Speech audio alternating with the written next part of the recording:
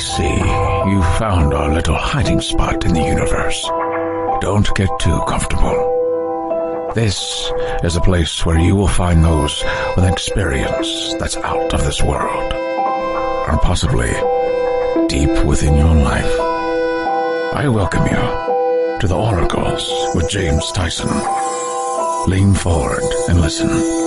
We will pull you into a supernatural journey with guests from around the world, each one experiencing some of the most extraordinary phenomena this wee planet has to offer. Now, here are the Oracles with James Tyson. Thank you, Liam. And thank you, listener, for tuning in to this episode of the Oracles with James Tyson. Liam, in fact, hang around. We're going to be talking about gray, strange little aliens just like you.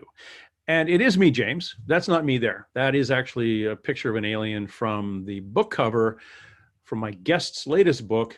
It's called The Extraterrestrial Species Almanac. It is the ultimate guide to grays, reptilians, hybrids, and Nordics. And my guest, of course, is Craig Campobasso. You've probably bumped into him if you've been at any of the UFO conferences, especially the ones around the Southern California area.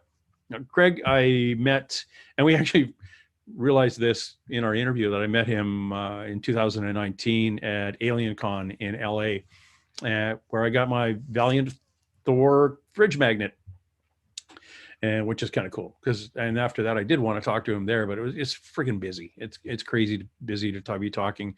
I've got a booth, he's got a booth, and trying to get together and talk about these things. Very, very cool though. And if you want to know where you can get his book or poke around in some of the other books, I'm going to throw out a website here, and it's a mouthful. It is Autobiography of an ET. You should hear me say it the first time when I do the interview. I'm going autobiography autobiography of an ET.com. Autobiography of an ET.com. And that's it. I'll say it a couple more times during the interview, but I know I'm going to screw up if I keep saying it now. No, Craig's got an interesting background. He's been working in film ever since he started working. He's actually worked on a feature film called Dune. If you're not familiar with it, I think there's a remake coming out. And Dune is Dino De Laurentiis and his daughter Raffaella De Laurentiis. They made that film a few years back. Also with, actually they produced it, and it was directed by David Lynch. So you can tell that's going to be a little bit of a eclectic film. He actually worked as an apprentice at casting associate on Steven Spielberg's Amazing Stories back in the day, and was nominated for an Emmy for casting in the series Picket Fences. That said, he's got this whole sci-fi thing going, but it's more of a reality than fantasy side. So the book that we're going to be talking about, The Extraterrestrial Species Almanac, is a book on 82 species of ETs that live among us or have visited here. We're going to talk about where that information comes from. We're going to talk a little bit about a couple of those species, but we're going to talk about more of the interdimensional kind of side of things too. We get into a bit of Valiant Thor. His movie about Valiant Thor, Stranger at the Pentagon. You can look into more of Valiant Thor and Stranger at the Pentagon.com, which I believe is the short film he put together and won an award for best sci-fi at the International Burbank Film Festival a few years back. So very, very interesting. You can find that, you can pay for it if you go to the website, or you can find it on possibly Crave or Hulu or one of those channels that are out there right now. In fact, I think we talk about which channel it is in the interview. We start getting into dreaming, his dream connections and his switching on more of a higher vibration, and how that's kind of led his path to where it is now. We will be having him back on because there's so much to talk about. We actually go about almost a full 2 hours in this. So if you're using these podcasts to commute to and from work, if you're lucky enough to actually leave the house to go to work, just a heads up, you may get to work before it's over.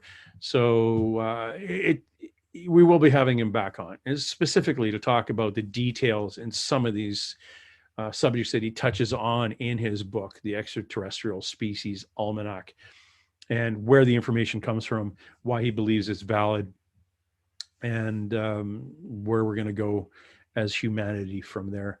Well, that's a big question to lay on somebody. So in your ET experiences, where do you think humanity's headed? It's like, okay, bring a bottle of wine because it's going to be an interesting one. So again, yeah, we will be having him back on. But right now, I'm going to go get Craig Campobasso, see if he's around, and hopefully he hasn't been beamed off somewhere.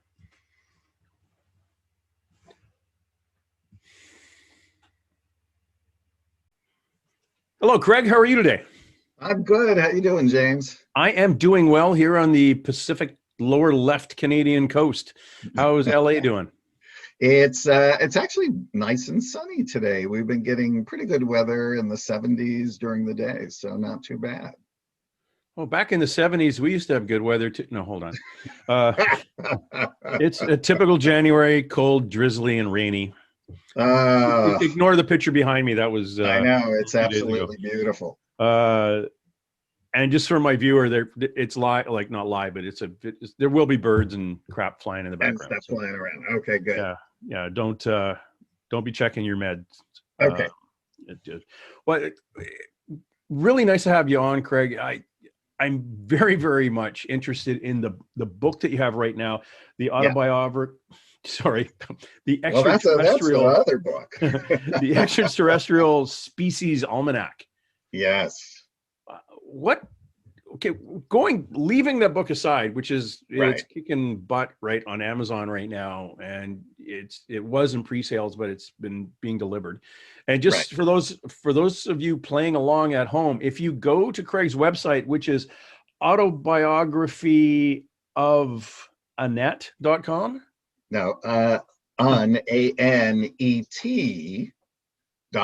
Oh, on see ET Autobiography of ANET.com, and then if you click on other books, if you guys Google Craig Campobasso, you'll get there. There you go. But anyway, Autobiography of an ET, and then click on other books, and you can buy the book there, and I personalize and autograph them for you as well.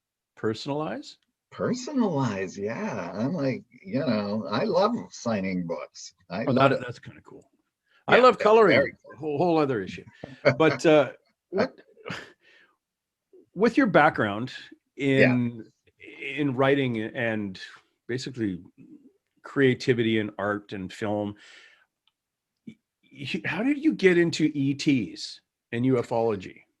Well, it's just one of those things that happened. I grew up like anybody else. I grew up in the Valley. I always wanted to be in the film business. I started off doing extra work. I did the very first chicken sandwich commercial for McDonald's back in the 80s, right? I was like the kid at the counter.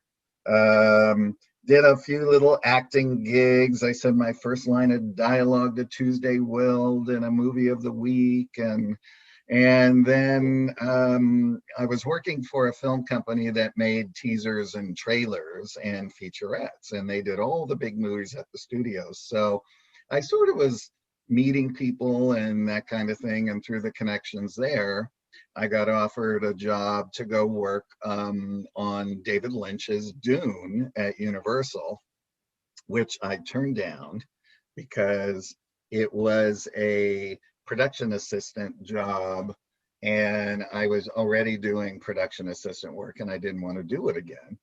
Anyway, long story short, turned it down. The following Monday, Debbie, who worked there, called me and said, "Are you sure you don't want the job now?" I needed money. The other job ended, and I blew my wad on the weekend, because back then you made like $200 a week clear, right? So I said, okay. Oh my God, thank God she called me back. Otherwise I wouldn't even be sitting here talking to you. because that's what ignited my whole career, was working on Dune with Dino and Rafaela De Laurentiis, the producers, for 4 years. And we made Conan the Destroyer at the same time, shooting both movies simultaneously at Estudios Churubusco in Mexico City, right? So anyway, and I just gave a 3-hour interview for the release of the new Dune, which I am so excited to see, with Timothy Chalamet as Paul Maud-Dib. And so they're going to have those interviews with a lot of us from the original one on the release of the 4K original Dune from 1984. So anyway, I worked there for about 4 years. I left there. I went on to work at Steven Spielberg's Amazing Stories in the casting office. And during that time that I was there, I started having going to this place in my dreams where I would be standing before 3 master teachers. Universal master teachers. One was human, 2 looked different than what humans look like, but were human enough. And they were very tall. They were about 8 feet tall. And the human woman was average sized.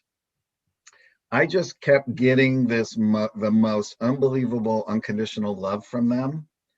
I didn't know who they were, what they were. I would wake up, I would forget about it, but my body would just be sort of like in this warmth. And this went on for 2 months. And then the next 2 months, I would be in that dream with them. And then all of a sudden I'd wake up inside the dream and realize that I was somewhere else. I was where they were. And that was a whole different reality check for me. Then the following 2 months was the process 1, being with them, waking up in the dream. Then I would wake up in my body back in my bed. I would open my eyes and their astral bodies would be standing at the foot of my bed. And then I realized that I had to pay attention to what this was, but it was so beautiful. It was the most unbelievable feeling of unconditional love I had ever experienced in my life. The next process was they fed me this golden light from their hands, right? They put their hands like this, and it ballooned into my body and it woke up all my cells. And basically what that did was it opened me up to the universe, what is inside the universe. It's kind of like when a near-death experience happened and everyone goes like, it all comes rushing in and you feel the love and you feel the purpose and you understand the creation behind every living, beautiful, breathing thing on the planet. And that's what I experienced. So for the next 8 months, everything I saw, I sobbed because I couldn't believe how beautiful it was. So if I met a person, and mind you, I'm a casting director, so I meet lots of people during the day. So if an actor walked in and I saw their beautiful soul history just sort of hit me, I would have to excuse myself, go in the other room and sob. They were happy sobs, but and I sobbed anywhere from 8 to 12 times a day. And this went on for 8 months. And I really honestly thought I was never going to stop sobbing. I soon came to realize that this was a clearing, a cleansing process. And for me to reconnect with source, with creation, not only Earth, but the entire universe. And then what happened is then they ignited my light body, and I was able to start traveling to other worlds and learning on other worlds. So the main master teacher then said to me, by the way, during this whole 2-year period time of waking, I wrote a 400-page book about my experiences, right? I go back sometimes and read that book and say, oh my God, the beginnings of a writer. you know, and What is the but book? it's interesting. Well, I never. He said to me, "What would you say if I told you you just wrote that book for yourself?" And I said, Yeah. then I learned an awful lot about myself. He said, now it's time to write the real book. And I want you to sit down. Back then, I had an old IBM electric typewriter in the kitchen, on the kitchen table, because I just had a one-bedroom apartment. I was around 27, 28 at the time. And he said, I want you to just keep writing and writing and writing, and don't stop, don't edit, don't do anything. Keep writing until you can write no more. And these are the books that you are meant to write. And this is where the Autobiography of an Extraterrestrial Saga emerged from. So it's life up in the universe, throughout the universe, through the tiers of hierarchy. And even though there is a hierarchy, they all believe we are all blended, we are all the same. Some of us just have a little bit of an older soul, a little bit more learning, etc. So I completed 4 of those books. There'll be 7 in total. And they're on the Autobiography of an ET website, by the way. And so the ET Almanac, we flash forward. So my book agent calls me in 2019, early, and said, I got a great idea for a book. And I said, oh, what's that? And he said, here's the title, The Extraterrestrial Species Almanac. And I went, oh, I could so write that book, because that's exactly what I've been dealing with, was extraterrestrial species throughout the universe in all my prior books, and learning through the UFO community, going on cases and knowing all the ufologists and that kind of thing. So I call myself a UFO enthusiast. I am definitely not in the big category that those guys are, but I study, I've learned over all these years. I'm 30 now. It's been a long, arduous road. I'm just waiting for you to smile. There we go. See, you didn't even blink that I was 30. I'm loving you, James. So anyway, he said, write a proposal, and I did. Gave it to him in 2 days. He had the book sold in 4 days. And I was literally writing the book the following week. And I said to myself, nothing like this ever happens. Nothing happens that fast. So there must be a great need, or maybe there's going to be some form of disclosure this year. We know that the government's starting to release things little by little. They released the TikTok, and now we have the Israeli, was he the prime minister? I can't remember his title, who came out and talked that extraterrestrials are real. We have so many military officials and government people in government coming out and talking about it now. So as we've gleaned, just sort of how I've gleaned throughout the industry, me being in it over 30 years in casting, is that it goes through these cycles where primarily in the beginning everything was cast Caucasian, right? And even if I tried to buck or try and say, look, let's put some color in here, let's do this, let's do that, sometimes they would, sometimes they wouldn't. I started to try and get them to do blended families in movies and TV, and they were, oh no, you have to explain it. And I said, no, you don't. If you have a black mother, a white father, and you have a Chinese child, it's obvious they're adopted. You don't need to explain it. Family is family, people are people.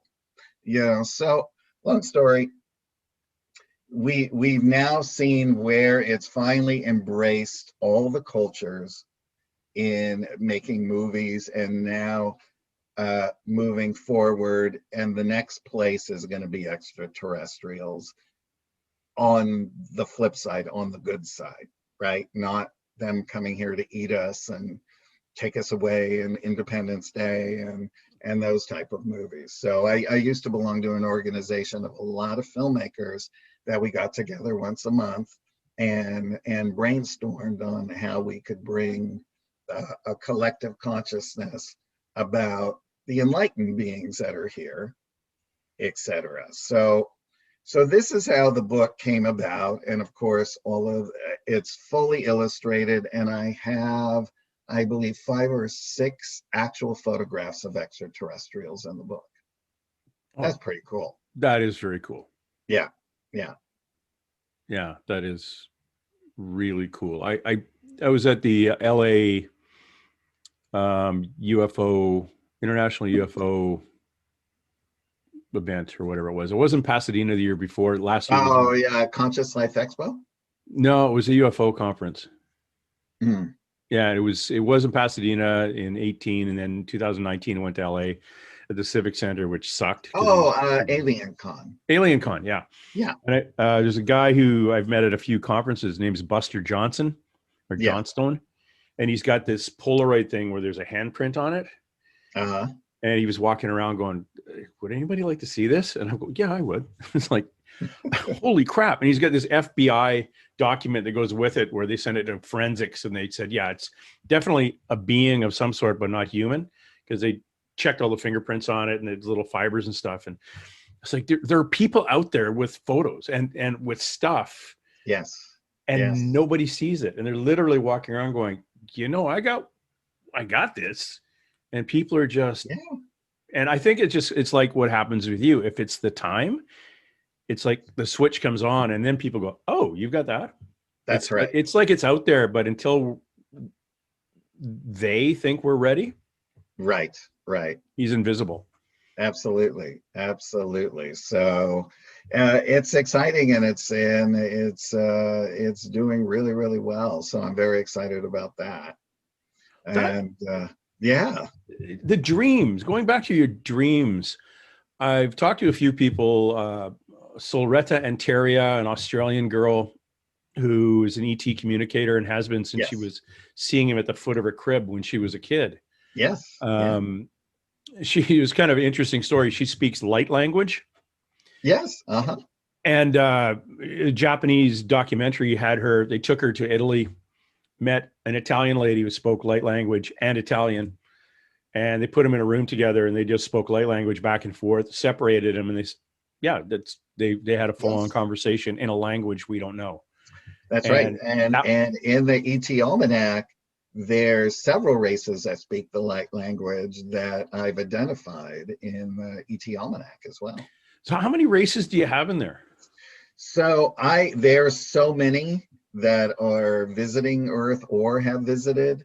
And I chose the number 82 because I am an avid fan of Paul Hellyer, the former Canadian Minister of Defense, and all of his work. And in an interview once, he talked about 82 races that he knew of that were visiting Earth. So I said, I'm going to just take that 82 and go with that. Very cool. Yeah. He excuse me. He was one of those guys that he's one of those guys running around with the flag that people were going, right. Let's not pay attention to him right now. And all of a sudden, excuse me. Remember what Paul said like 20 years ago? Yeah, it's all kind of coming around now. Yes, absolutely. Now, when it gets into conspiracies, I just got to throw this out here. I'm not a big conspiracy freak because I worked for the federal government for such a long time. Right. I couldn't get 5 guys to agree on going to coffee in the same place. But one person's conspiracy is basically another person's policy. Right. It's policy. We do this because it's always been that way. And until somebody comes up with a better way of doing it, this stuff always goes into that file. You get this information. This is the file folder or file cabinet it goes in. Why? That's policy. Right. But it's a big conspiracy to keep it out of the other file cabinets. Actually, no. If you check our policy manual, it says to go in there. So is there a conscious effort to deceive? No, I think there's a policy effort to withhold. And to eventually withhold, yes, yes, somebody will get to a point where saying, okay, we just reviewed our policy on this, which is in any, and I come from a federal policing standpoint, right, in any review, and these reviews happen, biannually, they go over policy and go, we don't really need to do this anymore. And we can, it makes it easier this way, or it makes it more streamlined to do this. Or what's the purpose of withholding? Oh, we didn't right. want to say anything because we are every time there's a UFO, it's always around a nuclear facility. And we don't want to tell everybody where nuclear facilities are if those are the only places the UFOs are around, that kind of thing. Then it just became policy in the 50s. Now it's like, yeah, well, there's no big deal. Everyone knows where we got a missile. So And let it go. and the internet, I mean, is Oh, just chock full. If you're a non-believer, all you got to do is search the internet, and you will see actual footage of all kinds of things. And there are actual pictures of beings and things like that. And from my experience that I just shared with you, is where I became an empath, right? So when I look at these things, I feel the realness or the reality of them, and some of them are just hauntingly. Somebody captured something that wasn't there. I mean, I've captured things on camera as well. I've captured spirit. I've captured. I was actually going through some old photos when I was in Sedona, and I actually forgot I captured a round scout ship around Bell Rock. Right there, right in the middle of the picture.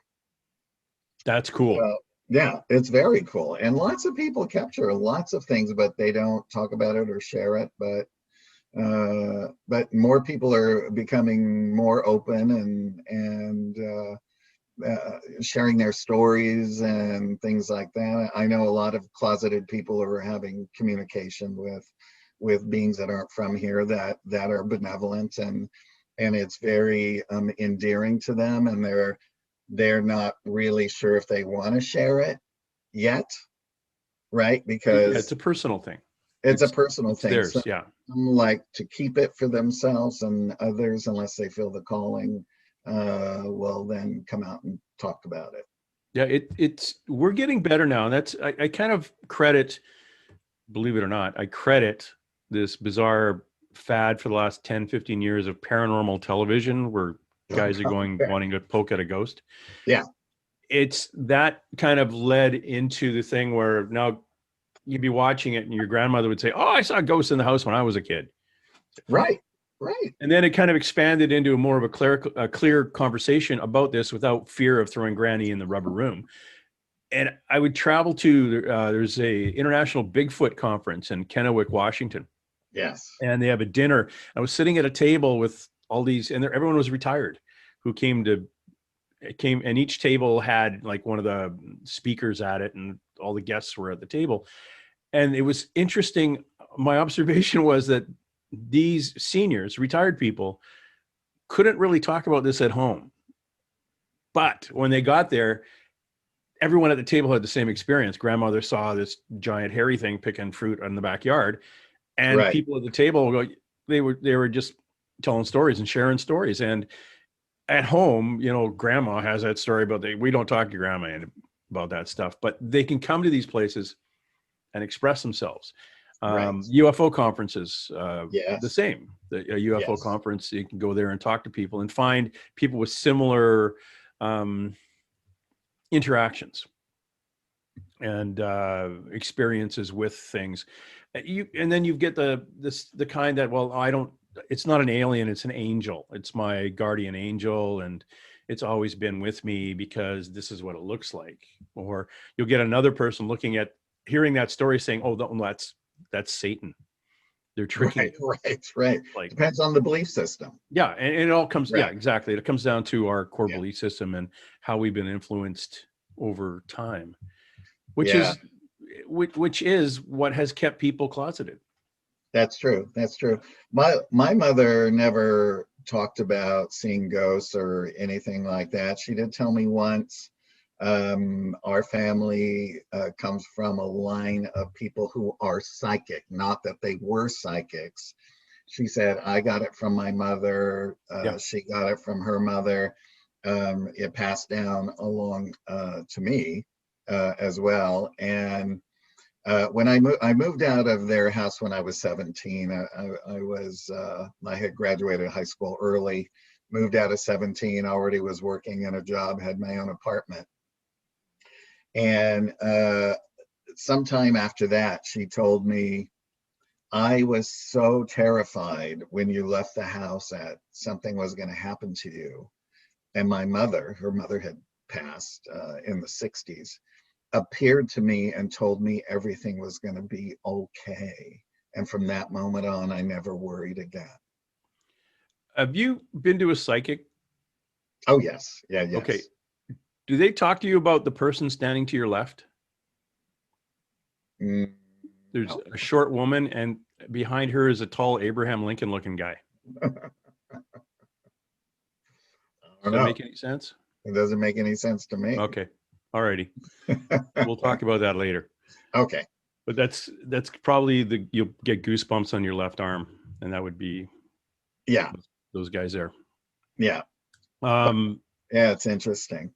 Yeah. And she's got blondish hair that's parted in the middle and straight. Ah. And she passed in her 40s, maybe 40s.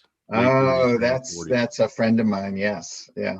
That is a friend of mine. Yeah. Interesting. Anyway, she's the short one, the tall Abraham. I call him Abraham Lincoln because he's just like tall and cheekbones, like that. Yeah. I have to think about and black hair, like black, kind of wavy on top and short at the sides. Okay. Anyway, where was I going with? Oh, you were talking about your family there, right? And your genetic. You were telling me off air that you've kind of found your biological father. Yes. Yeah, I did. How did that happen? It's an amazing story in itself. My mother told me when I was 12 that my father, my stepfather, was just that. He was my stepfather. And he adopted me when I was 1 year old. So my mom began dating him sometime after I was born. And my mother and my biological father had found out after she became pregnant that he was married with a kid, right? So she ended the relationship. He came around to see me after I was born, and she said, I just put the door in his face. And she said, I was just so upset that he had lied to me. And so, long story short, I tried to find my biological father, whose name is Frederick Warner Vero, throughout my life. And a couple of years ago, I got a call from a lady in Canada who said she was my fourth or fifth cousin. And she was a genealogist looking for information on my mother's father's side because that's how we're related. So I gave her the information, and then I put her on to two of my mom's sisters. My mom passed in 98, so she has two sisters still alive today. So she contacted me via email about 6 months later and said, I found him. He passed away in 2006, and he's buried at Forest Lawn, across from Warner Brothers. So I told her, I said, I'm going to Forest Lawn tomorrow morning. So I ran down there, went to the front desk, said, when this body was brought in, do you have a name in your computer of the person who called? And she said, let me see. And she says, yes, I have a name, but I don't have any contact info. So she gave me the name. It was a different last name than his. So I went and visited his crypt, and then ran home, looked up on the computer, found this man, a 74-year-old man living right around the corner from me, by the way. And so I wrote him a letter and put my picture in there and told him the story. 2 days later, I got a phone call from his son, who said, my dad got your letter and we wanted to say, and then I sort of interrupted him and I said, oh, was your dad one of his friends? And he said, no, it's actually his half brother. And I went, oh, so you're my cousin? And he goes, yeah, I guess I am. He goes, but what's really uncanny is you're a dead ringer for him. And that's why we're calling. And I said, well, that's amazing. I said, so I made arrangements to meet them both for dinner, which was a long 3-hour dinner. And so happy to have them in my life to this day. They're all wonderful and have shared everything. But during this dinner, when my Uncle John was sharing everything, about an hour in, he said, oh, so, you know, your father was he wanted to go into the Air Guard, I think at age 17, and our mother had to sign a piece of paper. They had different fathers. And he went into the Air Guard. When he was 18, he went into the Air Force. And, oh, and hey, by the way, he was in that Project Blue Book. That, your face was my face, right? Yeah. Your face was my face. And I was like, do you even know what that is? And he goes, well, kinda. He said, my boys, he has 3 boys, one who was with us. 2 of my boys tried to get it out of him throughout all the years, but he wouldn't say a word. And I said, well, he was obviously good at that because he never told you guys about me, right? And he said, yeah. And he goes, and I'm so angry because look at all the years that we missed having you in our lives. And I said, well, vice versa, but let's not cry over spilled milk. We found each other now. And so he shared a lot about his life. And so he left the Air Force. And the other interesting thing that I just sort of hypothesized is I'm the filmmaker of Stranger at the Pentagon from the book that Dr. Frank Stranges wrote, who met a created being named Valiant Thor back in December of 1959 at the Pentagon, right? And Thor was at the Pentagon during the time that Fred was working for Project Blue Book. And it makes me wonder, did he ever see the file? Did he type up the file? Because remember, he was a young guy, and my uncle said he was a very fast typist. He thought he probably was a paper pusher for some high up general since he was a young guy. And but we're not really sure. So he comes back, he meets my mom, she gets pregnant, he marries 2 years later, the love of his life, and inherits a son and 2 daughters. So I also have a stepbrother and 2 stepsisters, and I do have a half sister who nobody knew what happened to, but we found out that she had passed much later. So after Fred he became the head of construction for Warner Brothers, building all the sets for their movies and television shows. Oh, cool. So here I am writing books for MUFON, right?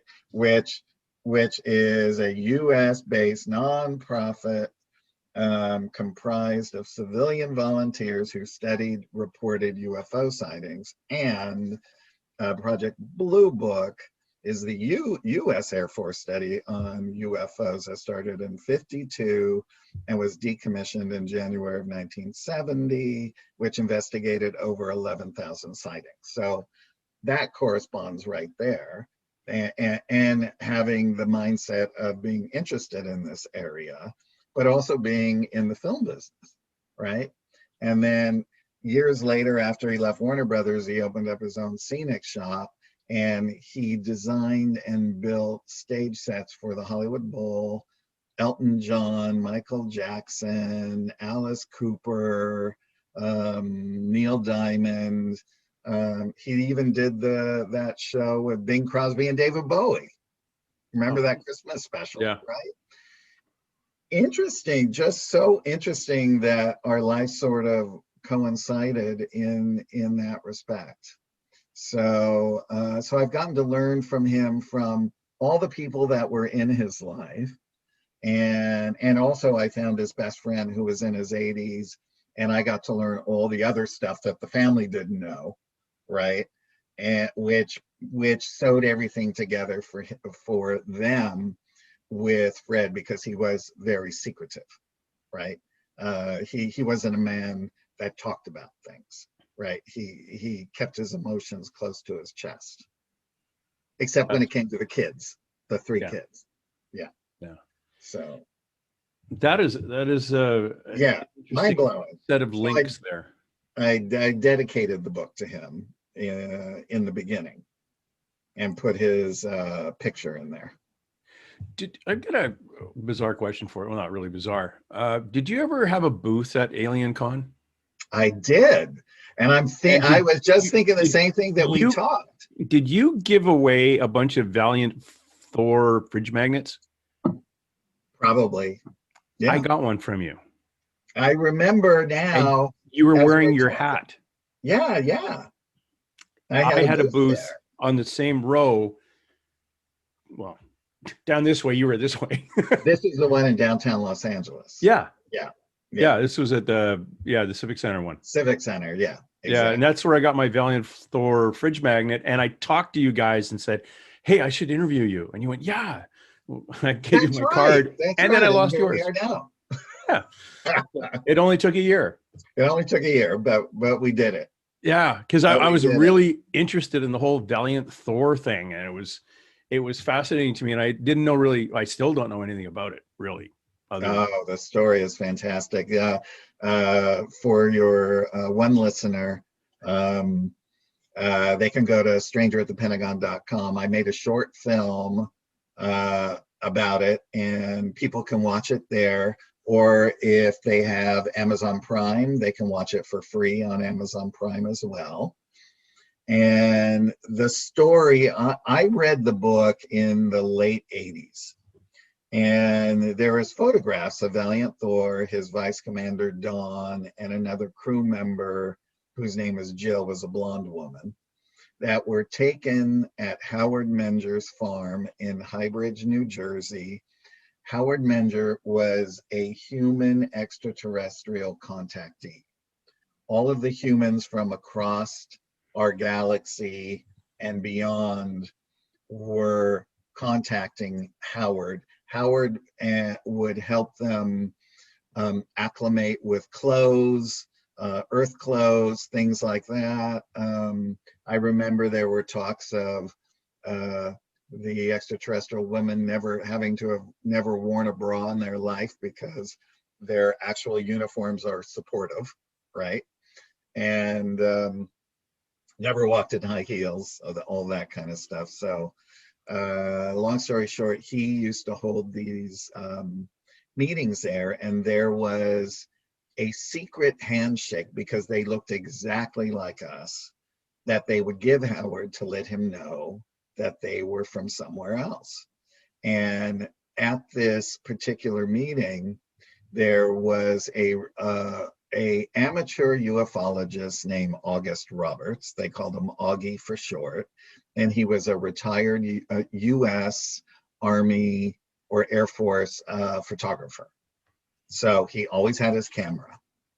And he spotted Valiant, Dawn, and Jill immediately and was drawn to them. And when he spoke to Valiant Thor, he said, when he looked through my eyes, it was like he reached into the depths of my soul and read its history, and I could feel that.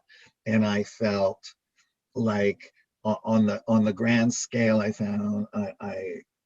felt infinitesimal and grand at the same time in being a part of this entire big, giant, wonderful universe, right? and a part of it, and that he noticed his palm prints and fingerprints. He did not have them. They were, as Dr. Frank called it, it was bald like a peeled boiled egg. He was not marked, right? And so he immediately started he took over 250 photographs of just them that day. And the ones that are online and on my website, strangerthepentagon.com, those are the best ones that were taken that day. And so those are what we are sort of left with of what he looked like. Now, he was living at the Pentagon during that time, and this was one of his excursions. There were extraterrestrials who came quite some time before his appointment, which was on March 16th, 1957, to alert the US government that a universal emissary was coming with a divine proposal. And in this proposal, it was to eliminate sickness, disease, poverty, and ways to prolong life, but also to talk to him about the way the universe works and about nuclear nukes and free energy, how we were destroying the planet with pollution and fossil fuels and the whole gamut. So he arrives, he's brought on a Saturday morning at 8 a.m. He arrives in a scout ship in an agricultural field in Alexandria, Virginia.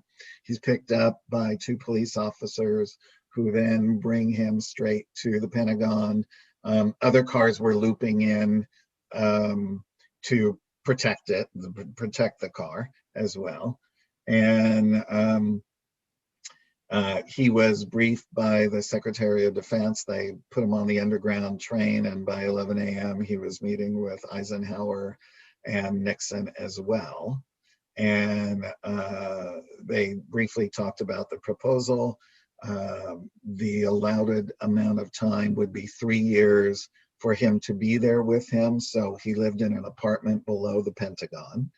And this would give them ample time to discuss this proposal and how things could be implemented. So, of course, this is around the time that the military-industrial complex is taking root, which is the off fraction of the original military, which is now going to take full spectrum control of the world by any means they see fit, right?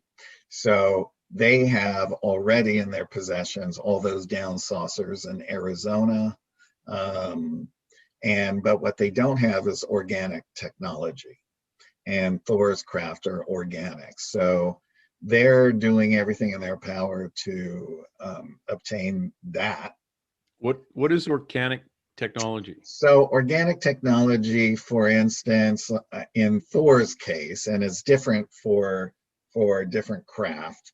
By the way, in the back of the ET Almanac, I explain all of the extraterrestrial craft and what an organic craft is, what a plasma craft is, what a thought ship does, all these different things. So that's all defined in the back of the book, and there's also a terminology of the extraterrestrial world. So I always say to people, go back there first and read those sections before you start the book, and it'll sort of give you a little head jump. Ask me the question again. It just slipped my mind. Organic. What is the organic organic craft? So it's alive. The brain is real organic brain matter, and they also, in certain ships, can marry their own DNA also into the metal. So the commander of that craft is the only one that can drive it, the only one that can open it. Mm-hmm. You see. So if Thor gets in his craft and he wants to go from here to even another universe, all he has to do is think of the resonation field coordinates in his mind, and boop, he's there. Just like that. It's like a jump. They jump from here to there. So other classifications in regular extraterrestrial craft is the pilots will wear a sort of headband that comes around and hits on their temples here. And their mind marries to the organic material in the craft. By the way, all these craft have their own personalities. So some crafts are men, some crafts are women, some crafts are androgynous. They all have voices. They all speak to you. They can help you. Whatever you want, they can do, right? So, so when they marry that to the craft and they put the coordinates in, they can also do a jump. Or if they want to take their time, they can go what we call inside the inner space continuum, which is like a tunnel that goes across the universe as well. And there's just so many different fascinating things. There's some races, by the way, that are in the ET Almanac, like the Regalians, which is sort of like they look like lizard humans, by the way. This is from an actual book. Wendell Stevens, Colonel Wendell Stevens, in his lifetime, did 65 books on people who were having contact with beings from other worlds. So I got the permission to use about 7 of these books for these races, and this was one of them. And this being they're benevolent. This being was communicating with a 14-year-old Cherokee girl in the Carolinas, and at one point brought her on the craft, and her parents in the village knew that the daughter had gone. The being hooked her up to an apparatus, hooked himself up to an apparatus, and it all was in a like tied to a box, and then they were able to communicate with one another. But the interesting fact is usually those memories are erased when they're put back, but because she was hooked up to the box, she was able to remember everything in full vivid detail.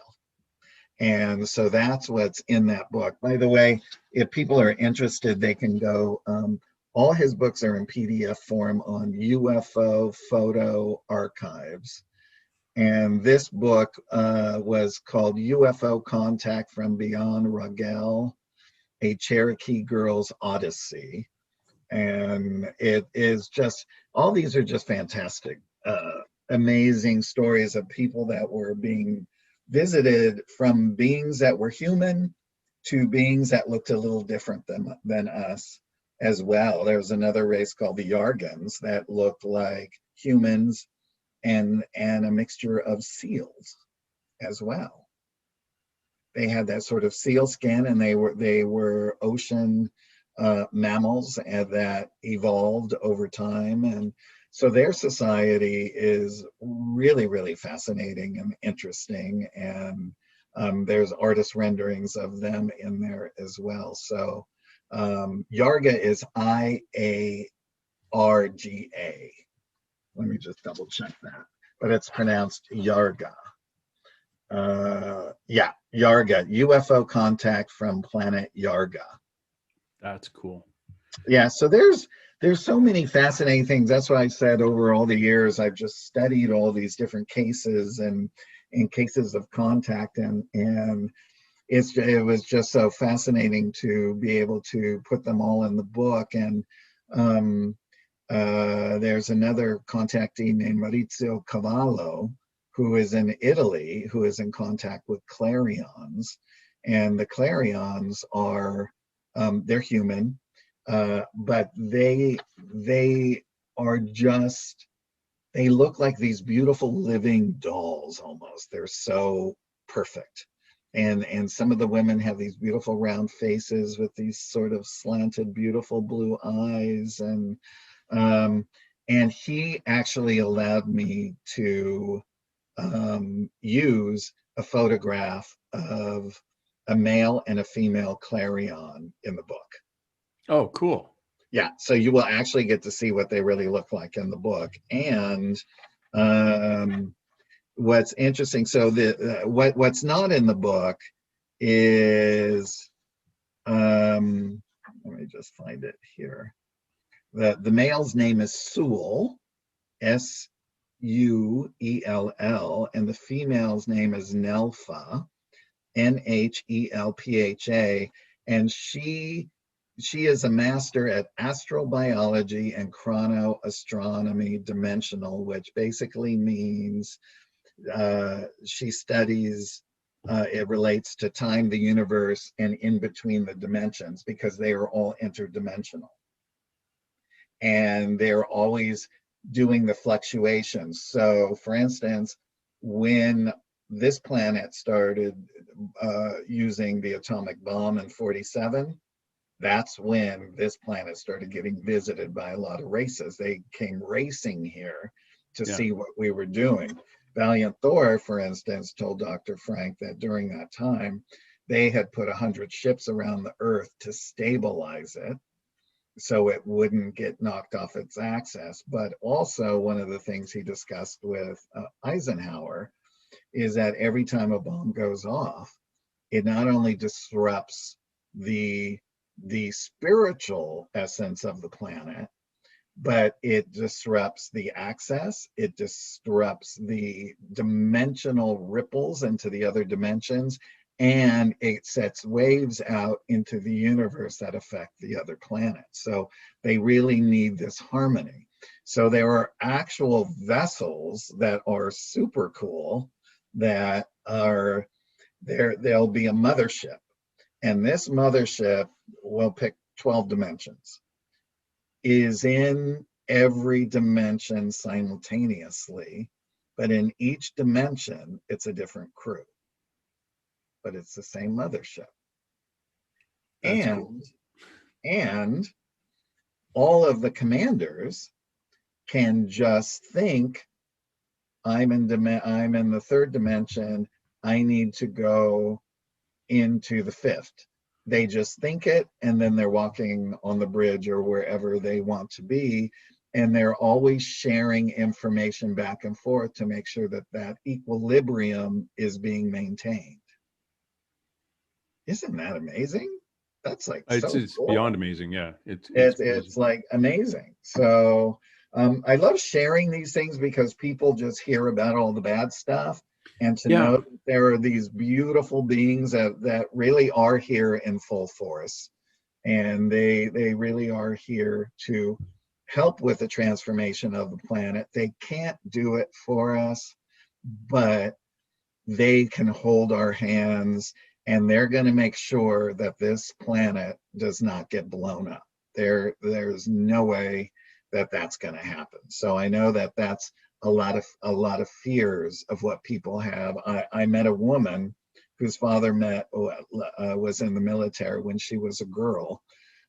This was way back in the early days of Valiant Thor, who is still here on the planet today, by the way. And her father kept telling her that she wanted her to go out with this UFO group because someone from another world was going to come and talk to them. So they would go on to the desert.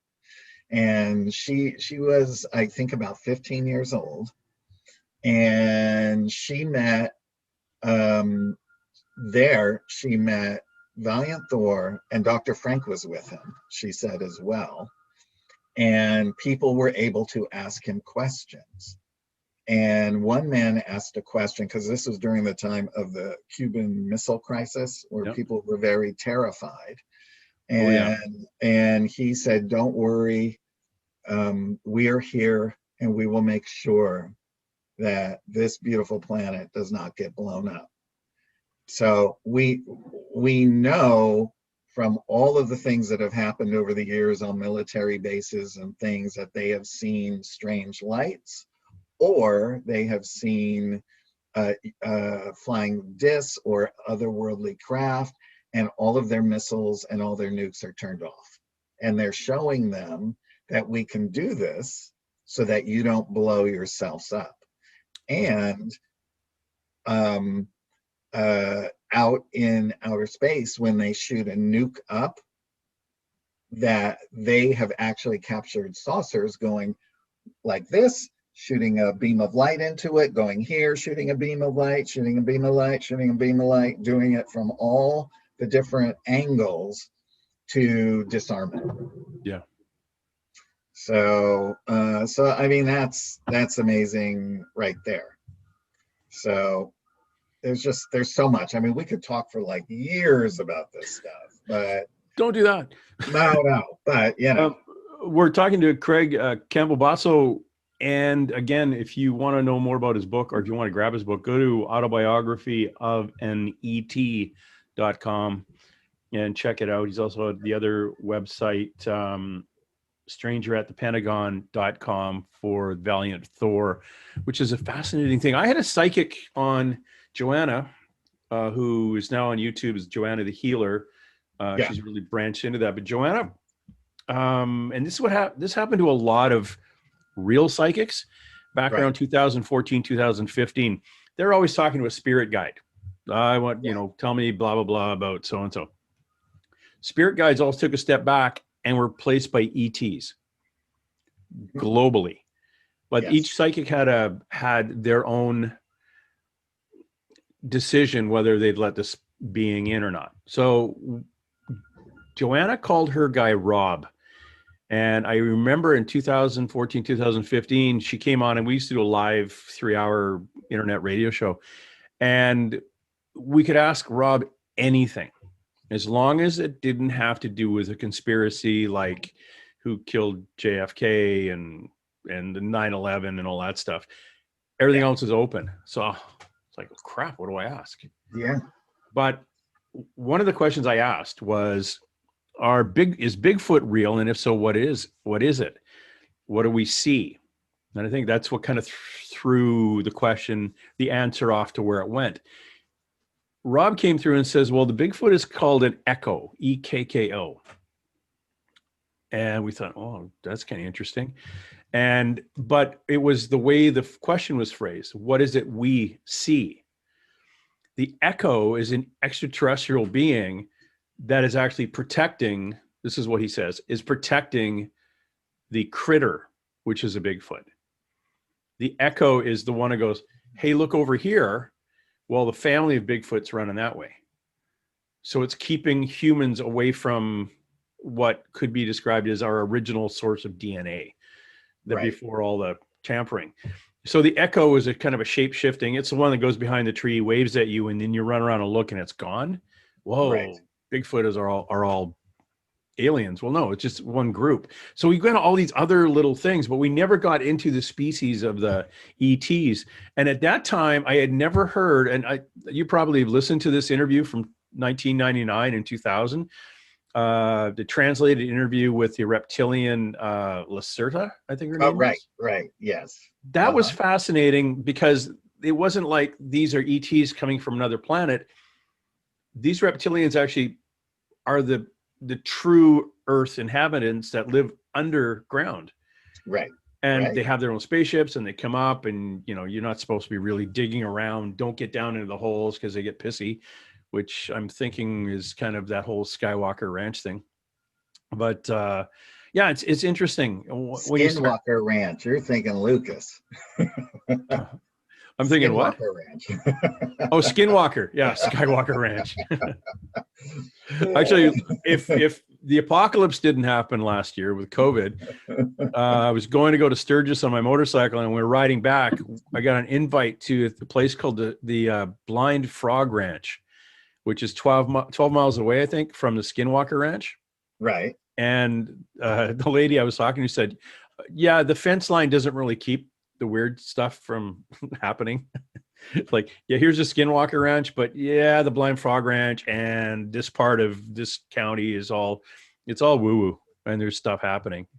So but you know, it's one of those things. You can get hurt. Like there's a lot Yes, of EMF energy. There's a lot of other stuff that can hurt our frail little human bodies if you start poking around too much. that's right. That's And right. then talking to Travis Walton, famous for in the 70s getting put on a craft in I think Snowflake, Arizona, or outside of there. But Snowflake, you're right. That's it. yeah, that he said that he was just, you know, being Travis at 17 years old, running up, looking at this thing, and all his buddies tell him to leave, and all of a sudden he goes ass over tea kettle, hits the ground, wrecks his shoulder. It's his opinion years later that the only reason he was taken is they felt bad about wrecking his shoulder because he got hit with some kind of whatever energy force, and they just kept him until it was repaired and let him out. Right, exactly. So it wasn't like, oh no, we're going to take this person and poke and prod on him to do studies. It was like, sorry about that. We're going to put a Band-Aid on you. You'll be okay. Just, you're going to have to hang out here for a little bit. Quit punching the little gray guys. So, yeah. And off he went. And then 2014, he was saying he had another experience too. And you know, that was a very big year because I had another huge spiritual awakening in 2014. Really? And I never thought that you could have a second one. And I said to myself, wow, this is amazing. It just sort of took me to a whole nother level of consciousness. And I realized that we could have several during a lifetime. Yeah, I think it's like if we were to get them all at once. Oh, no. It's like, are you okay? Yeah. You've done this. You've got. I got this thing back in 2012, and eventually I got to the point where I could read oracle cards, and I could do readings for people. And I started doing it, and people were saying, "Oh, it's really good." And I said, "Okay." And I'd phone up a psychic friend of mine saying, "Okay, I did a reading, and how'd I do?" And they said, "Yeah, you did okay." So I kept phoning my psychic friends after I did readings. Oh, you know, it was fine. And then one day I said, "I can't do them anymore." So I called the psychic friend. I said, "I can't do it. It's like, it's locked." And she started laughing and said, "Yeah, you're in a timeout. Yeah. You've basically got to a point where you have no confidence. So everything's been shut down and they're going to wait for you to catch up." And it was about a year it get turned on, but it got turned up higher. Oh, wow. I got to the point where I look at somebody and go, "There's somebody standing beside you." At Alien Con, it's the first time this ever happened. I was, you know, people come walking up to me. All of a sudden, this person stood beside them. At Alien Con, though, I had 2 or 3 incidences, about a car length behind, which was the width of the little aisle between the booths. There was this like 7-foot tall being standing there. And I'm looking at it, was a lady. The first happened was a lady from of Mexican heritage. This guy was like 6, 7 feet tall. Well, 6, 7, 7.5 feet tall. Looked like a big Mayan, handsome, all chest warrior wearing a feathered cape. And I'm looking at him. And now, when I say looking at him, I don't see him like I'm looking at you. I see him like a memory, like when energetically. You picture a kid you went to high school with in your head. Right. That's how I see them. And I'm looking at this thing, looking at her, looking at this thing, and it's looking at me, but looking around.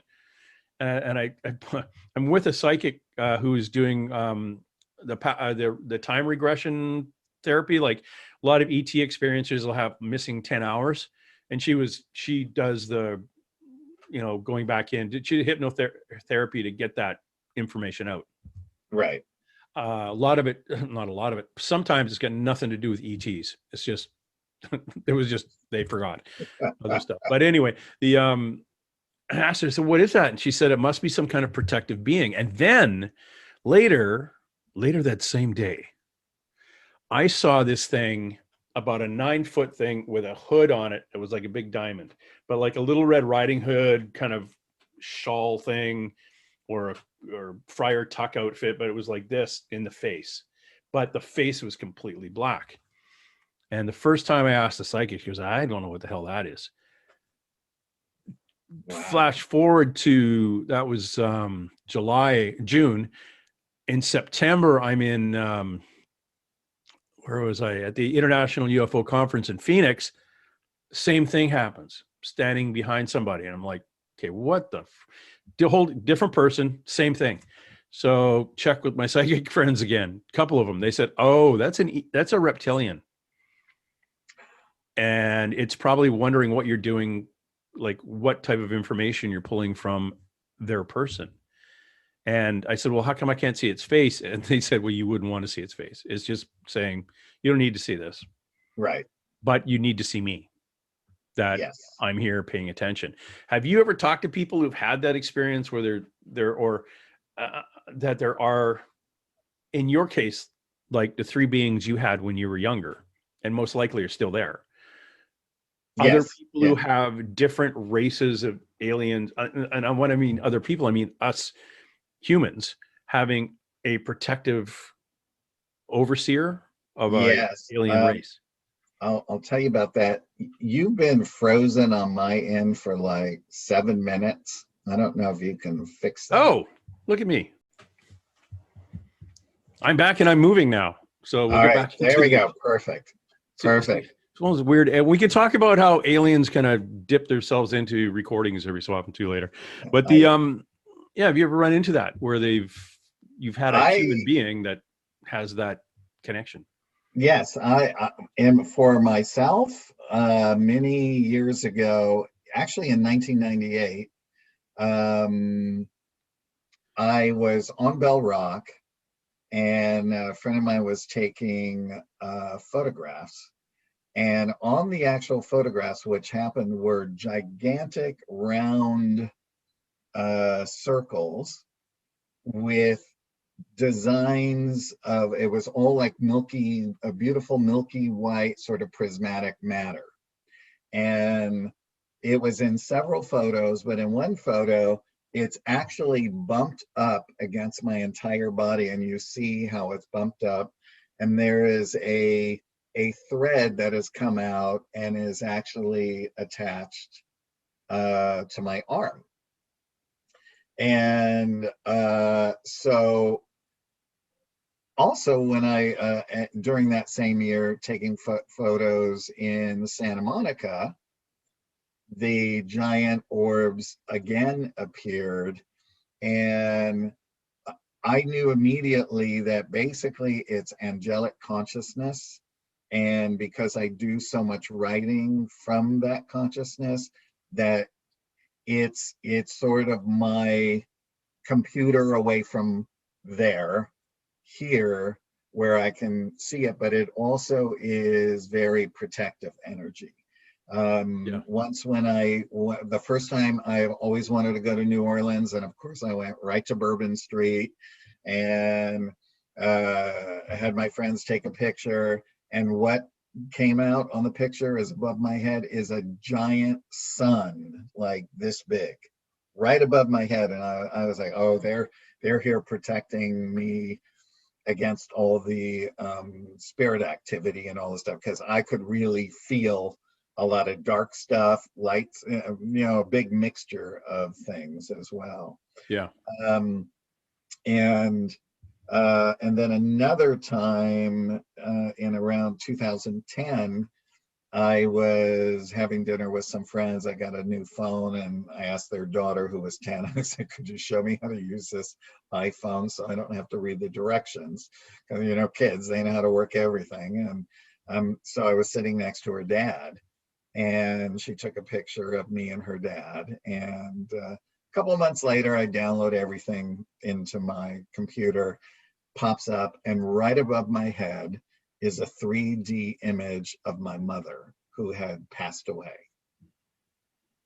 in full 3D. It's the most mind-blowing photo ever. And when I showed it to family members, I mean, people were just crying and sobbing and all of that. And I showed it to even paranormal investigators, and I said, that is the best proof that I have ever seen of a spirit. Yeah.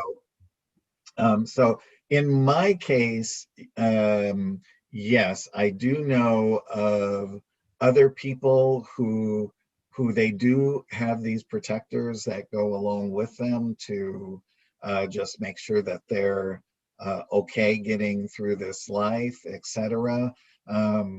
If they are part of the Starseed program, which I'll just go into Yes. briefly, is in the Autobiography of an Extraterrestrial Saga books, the lead character's name is Turan, and Turan is a Pleiadian man. He's 7'7". He has blonde hair past his butt, and he is the senior instructor at the University of Melchizedek, which is in the Mira system, which is 490 university planets from one end of the galaxy to the other. And he actually is the instructor for starseeds that are coming into Earth. So he prepares fully conscious beings from whatever planet of origin they're coming in from. It's all volunteer, by the way. And then when it's their time to go, then they go into reincarnation cycles. That child is then hooked up to a blue beam, which is then hooked up to their major motherships that have these enormous biological super brains, supercomputers. And so it is this blue beam, it alerts them to the emotional, the physical, anything that might be happening with that child throughout its life, all the way through adulthood as well. Turan also instructs mighty messengers, which are starseeds that have come into Earth over and over again. And if they want to become a mighty messenger, they come in and they reincarnate as every race, religion, creed, sexuality, everything on the planet. And when that is complete, they can become a mighty messenger because they now have walked in every shoe and are completely understanding of everyone. And those missions are usually larger on a global scale, about bringing spirituality into the planet and helping to raise consciousness, because the Starseed program is a consciousness raising program. So with each time somebody incarnates, they strive, they quicken, they are just driven to learn spirituality and to grow and to grow and to grow. And then that grows in their families, and then they become more advanced, and then those children are able to sustain stronger star seeds that come in, that are able to have more knowledge coming in with them. Like today, starseed children that I have met starseed children at the age of 14 who speak 5-star languages, including Pleiadian, that are drawing star maps, that are building crystal grids, that are building machines that are going to help the planet. But they're literally building them and telling me, okay, well, this machine does this, and this is how it's doing it because it's going to do this, this, and this, right?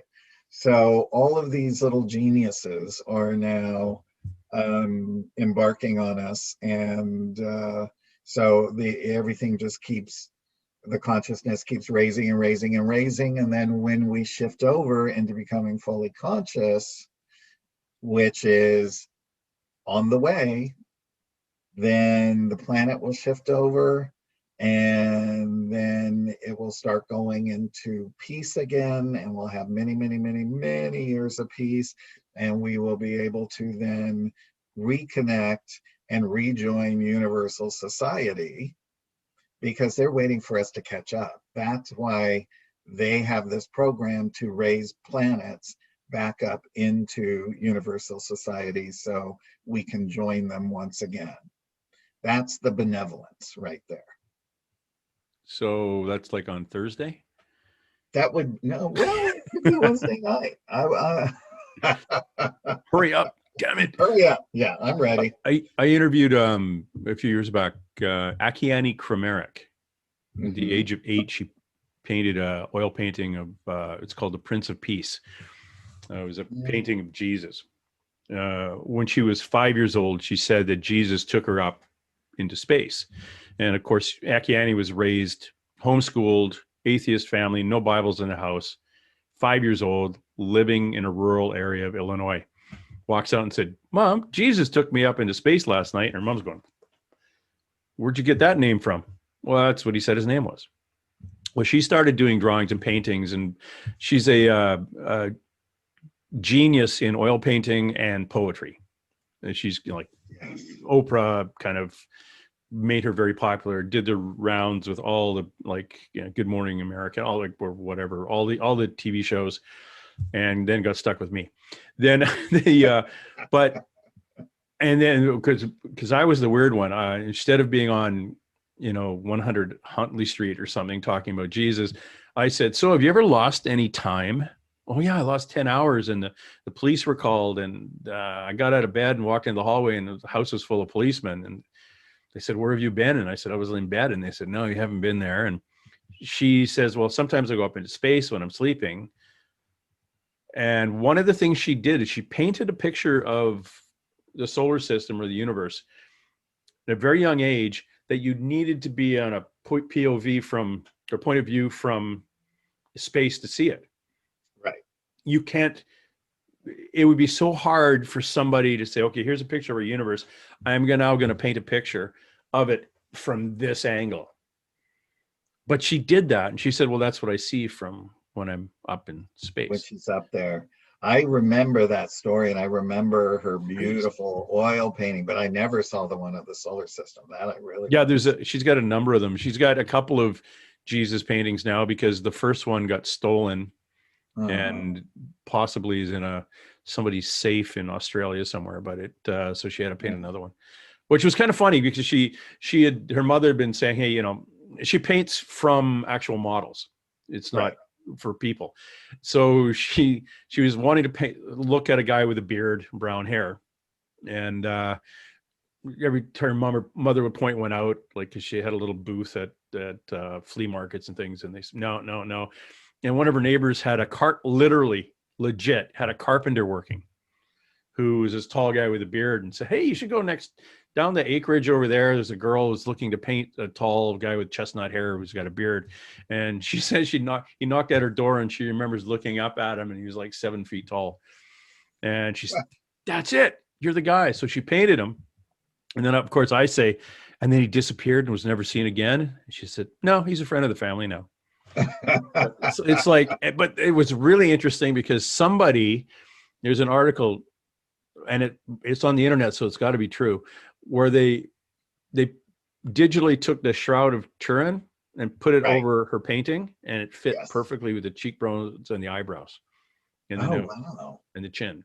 So, and there was that little boy, and I can't remember his name, who said, I think he died, and Jesus came in, and he said, out of all the pictures of Jesus he's ever seen, hers is the actual real Jesus that he saw. Yeah. And there was a movie about that kid. I can't remember his name either, but yeah, it's fascinating when you start talking to people who are gifted in that way or are in that light, that they can perceive things that you have to be off planet to see. That's right. And she was always one of those ones to me. It was, obviously you're not from here. So it's like, that's right. I just go out with these things. I call them light beings. And I said, yeah, we all call them light beings. That's right. But you're still homeschooled and your parents don't want you talking to people like me. So it was, I shouldn't say that. But it was, I asked her questions that most people weren't going to be asking her. Yeah. I think in the end, when everybody just realizes we're all the same. We're all the same. All across the universe, we're really all the same. We all came from the primordial atom. We're all made of the same substance. We all are of consciousness. We might just all look a little bit different and have differences in our demeanors and things like that, and behaviors, and but in the end, it's meeting a ET, an angel, whatever, we're all just the same. And they tell us that as well. It's good. Other than our meat sacks are a bit different. And some work and some don't. Right. A little bit of past life karma carrying over. Who knows? It is interesting, Craig, and I don't know exactly kind of where we're going to be going with it in the future. I'd like to think it's positive and everything. I've always been, well, since I've really had this thing switch on, 8 years ago now, I've always kind of kept cutting the negative people out of my life. Right. I don't Yes. give them Me too. the energy I used to. Me too. Yeah. And life, it's just, a lot better. It's like, Yeah. I shouldn't say I have a good night's sleep because I got a sore back. So, but little things, the little things are getting better. And I'm meeting some really fascinating people, and I'm finding that I listen a lot better than I used to. Yes. And someone want to tell me a story, and when it got too woo-woo, I just switch off. Now I kind of go, oh, really? Yeah, okay, because that's similar to that person's story that you've never met, and it seems to be all connected. And there's, again, going back to more people talking about stuff that they wouldn't have talked about 20 years ago. And a lot of the investigative stuff that I'm doing, like even for the new book I'm writing for MUFON, just unbelievable stories that a lot of people have witnessed beyond comprehension. And I've met with over the years a lot of I guess we would just say maybe high officials that are in the know, who said, if you can think it and it's the weirdest story ever, it's probably true, because they know all the weird stuff that's out there. Yeah. I mean, strange things. And I found, and this is going back to the old interview and interrogation training and things like that, when it gets really detailed and really weird, it's mostly true. Right. Yeah. Most people lying don't get into, well, first of all, smells. You don't add the other senses into a story you're making up. Right.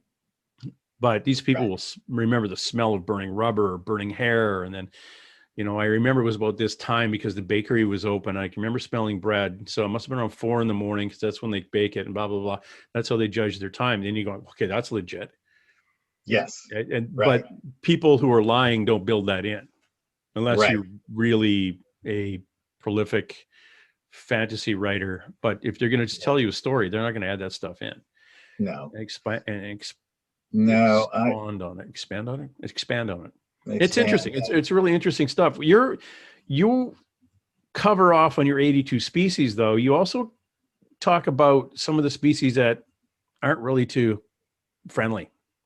Right. Well, the good news is the universe is primarily filled with benevolent beings, but of course there are the bad fractions. And mind you, just like humans, you have to judge the individual and not the race. Yeah. Right. So if we're talking about a reptilian, it's the same thing. If we're talking about a reptilian in a bad context, it's the same thing there. If we're talking about grays, like for instance, grays, a lot of the grays that do the abducting and the psychic hypnosis on people and in control, there's a negative connotation because they're scientific, they're not spiritual, and they're not asking permission. They're just taking your genetic materials. And they had very little empathy. They have no empathy whatsoever because they went that, so their race is dying off, etc. But then on the other coin, that other grays, for instance, that are from Zeta Reticuli, which are the tall ones. Well, they're all different sizes. Okay. They're little all the way up to really tall. There's like a million different species, honestly, throughout not only this universe. If you can, I will say the Urantia book describes creation like this. There are 7 super universes. And within each of those super universes, there are 700,000 local universes or ovums.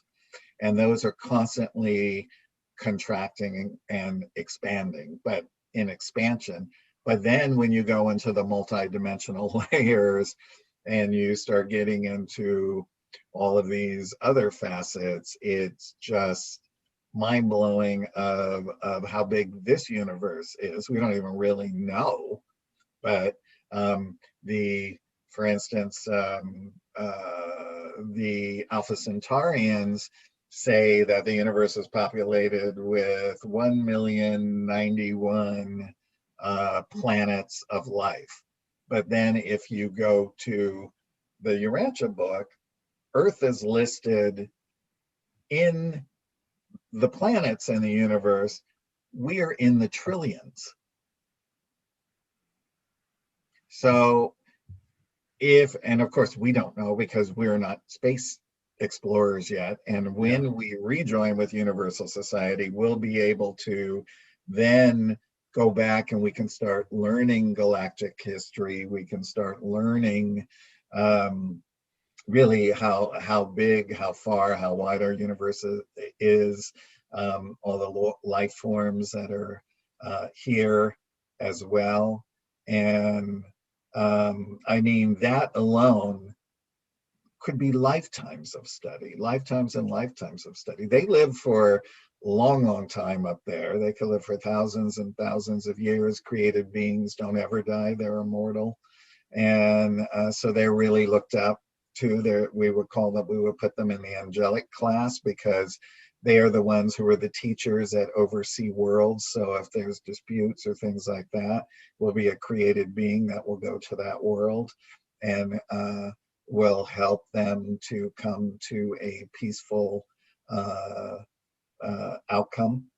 And it's just so interesting that it even gets further into like a created being can pick and choose what they look like if they want.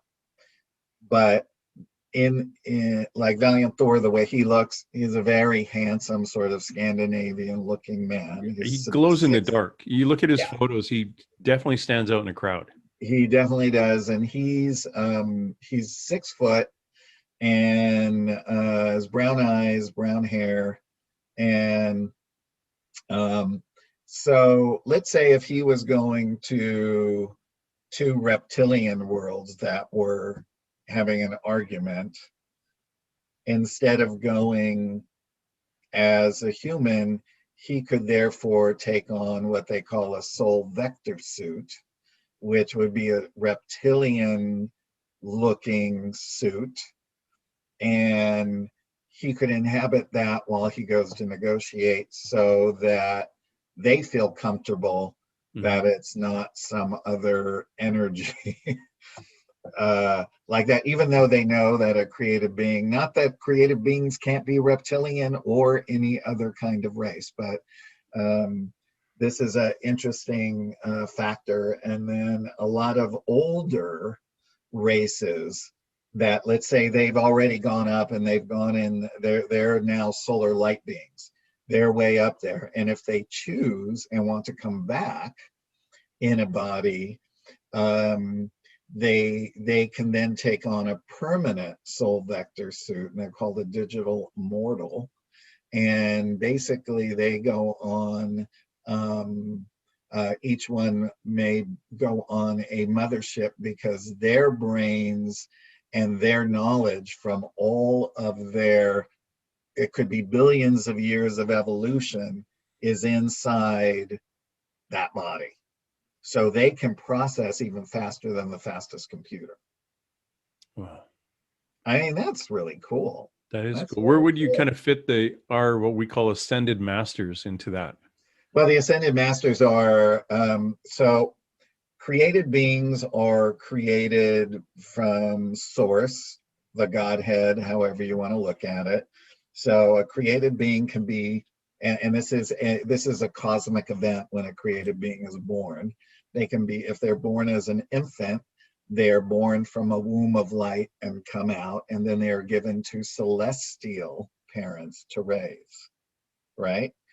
Now, also, if a created being could come into being through source as an adult, there one instant, here the next.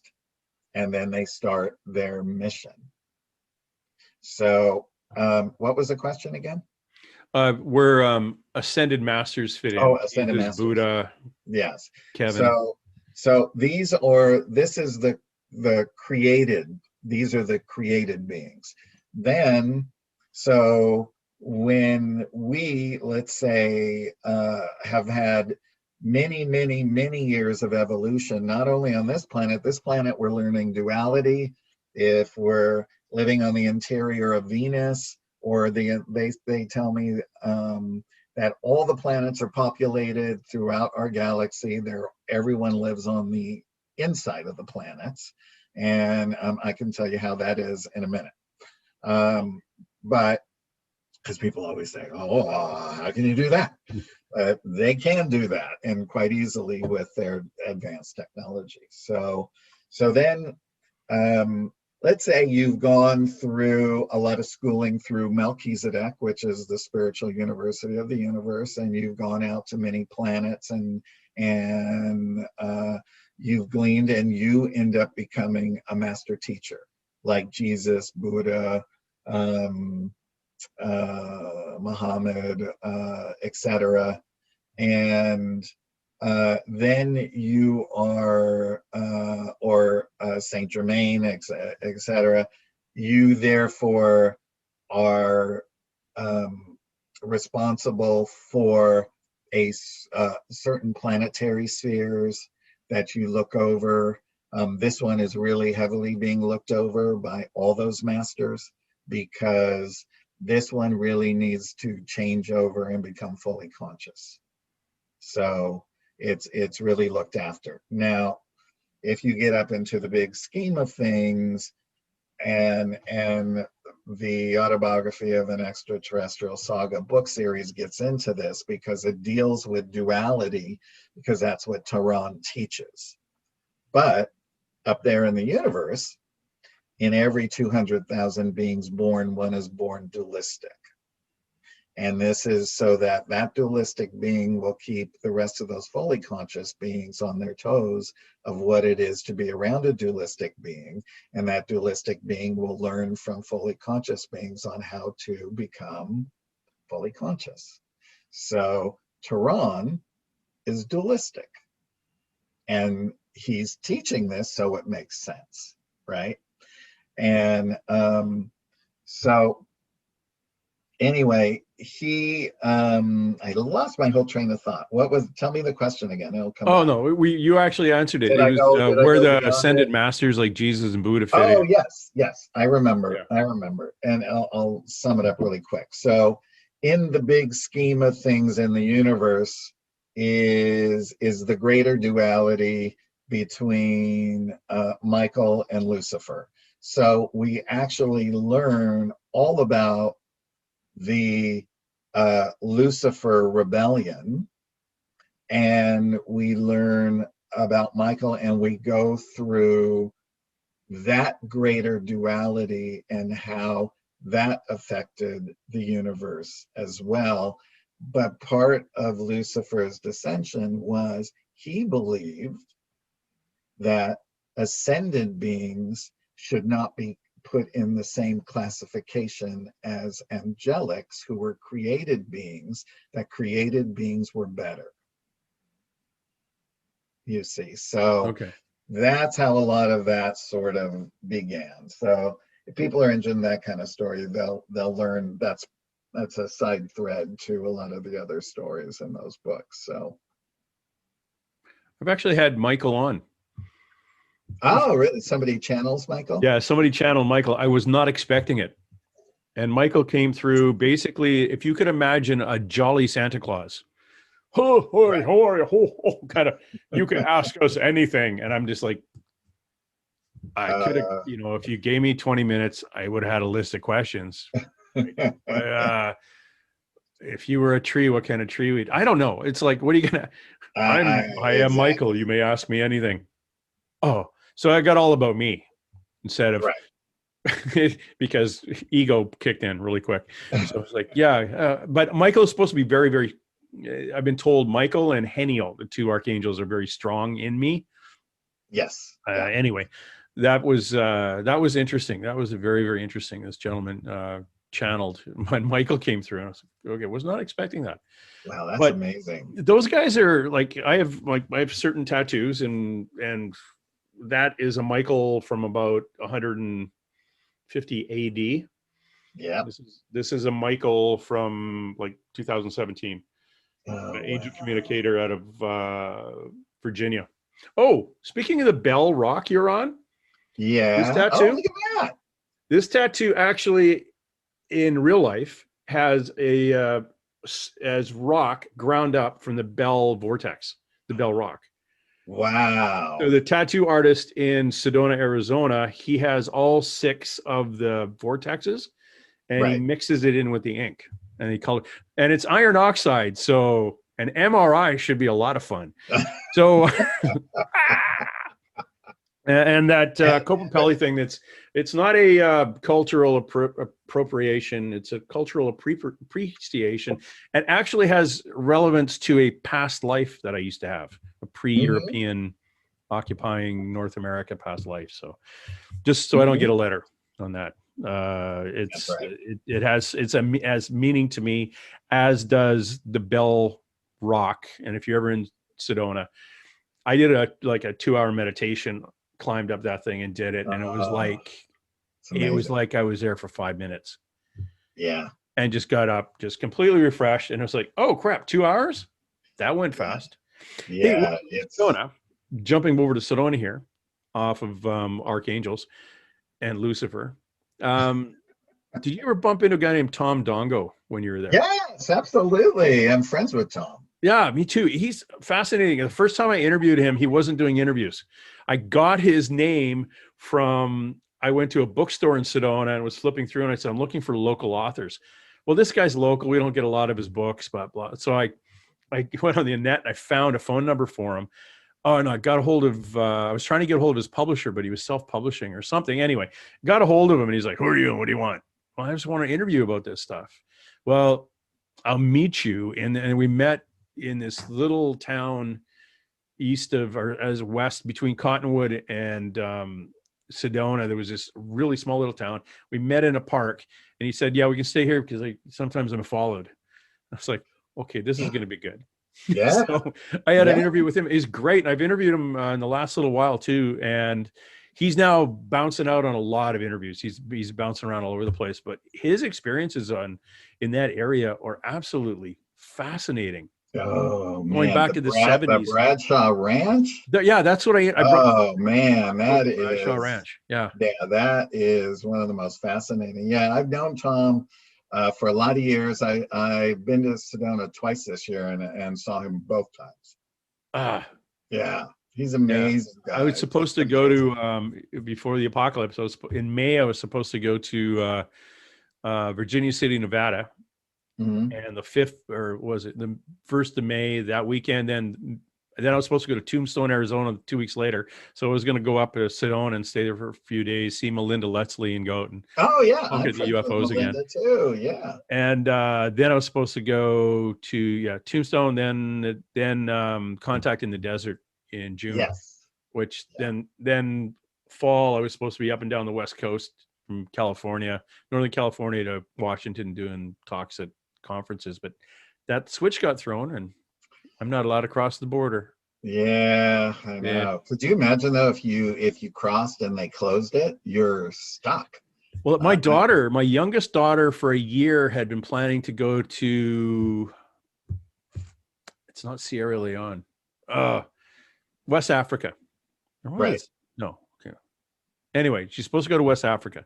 She's bilingual. She's been in French immersion ever since she was in preschool, and it's a French country. Right. And they had been up waiting for it. And a week before they were to leave, they're going to fly from Canada to Brussels, Belgium, Brussels to whatever that country was. Anyway, they got shut down a week before they left. And they had doctors going with them. They're going to be going for 3 weeks, whatever it was, all disappointed. And it wasn't because of COVID per se. We weren't really afraid that she was going to contract COVID. It was, they were afraid that there'd be a travel ban either in Belgium or the West African country they were going to while they were there. Right. Didn't want my 5'11" blonde daughter stuck in West Africa for because she couldn't hide. So that got shut down. But boy, she was disappointed that she couldn't go. And those are the kind of things that we're worried about. Like, a friend of mine was in Mexico when it happened, and the government of Canada said, I think this is what they kind of put out was, oh, you can stay there. Oh, by the way, you don't have medical anymore. It's like, what? Okay, well, come home. It's like, we want you to come home. Well, I'd rather stay on the beach. Okay, have fun. Wow. What do you mean? It's like, yeah, get your ass home. Oh my God. So then it went through that lockdown thing, which is great for a guy like me on a motorcycle, and I could ride around and just self kind of isolate from people, and there was nobody on the roads. Right. That's right. That's right. And Yeah. the air was beautiful. You could stand in here on Vancouver area and look across the Vancouver Island and actually see the definition of the trees on the other islands 25 miles away, which you never could before. It was always, it's that island over there. It would be like you going down and looking at Catalina. Right. And be way off in the distance. It's kind of fuzzy, but with that shutdown and the lack of pollution, yes, you look at it like it was across the street. It was amazing. Right. Yeah. I know a lot of us have gotten in our cars on certain days and just drove around just to get out. Yep. Just to get your ass out. Yeah. And it was interesting too. We had a couple of bird species that came back in 90 days. They came back. That 90-day shutdown, strictly because there wasn't a big cloud of black stuff over top of the city. Right. And maybe the earth just needed a breather. Yeah. How are we going to shut things down? Okay, cosmic people, I think we're going to throw a virus in. X amount of people are going to die, but they're old anyway. They're old. And the earth can have a breather for 90 days and see what happens. And then people can look at it and say, oh, we do have an effect on the planet. Right. And of course, we never did do that. So we'll have to get hit again. Yeah. I don't know. Oh, how's it affected you? Like I'm retired. So thank God I get a check. Like we used to, the emblem for the Royal Canadian Mounted Police is a bison head on the side of the police car. Buffalo. So we'd say getting paid every 2 weeks. So the buffalo shits every 2 weeks.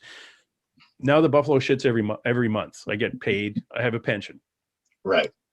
But doing the acting gig, that was, it's nice extra money. Got out of the house, and well, all of a sudden shut down. And I'd shut down literally the last day of filming on the last season, the last episode of the 100. And we all said, okay, we'll see you guys. And it was masks on the next day. That's how quick. And there was a rumor at the time Riverdale was being filmed. And about 3 or 4 days before that, they shut it down. They said, somebody here contracted COVID. It was a rumor, but everything shut down anyway. Right. And then from that, nothing. And now it's interesting talking to my friends who are like been in the union for a long time, doing background work, even doing the AD assistant directing.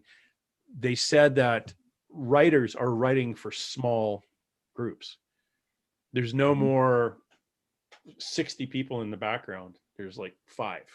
Right. Everything's got to be kept down. So they are filming, but you're really seeing it now and it's kind of funny now. You're seeing stuff where if everyone's 6 feet away from each other. Yes, you do. You see, especially in the soap operas. Like that. Yeah. Yeah, not a lot of hugging, not a lot of kissing anymore. Yeah, no That's hugging, okay. no kissing, none of that, But at least, unless they're an actual couple. yeah. Or yeah, it's it's interesting how the workarounds happen, but it's an industry like not as much as you guys have it, but here it's thousands of people It's a and lot. millions of dollars have been spent. It's We've a got awful lot. pretty well.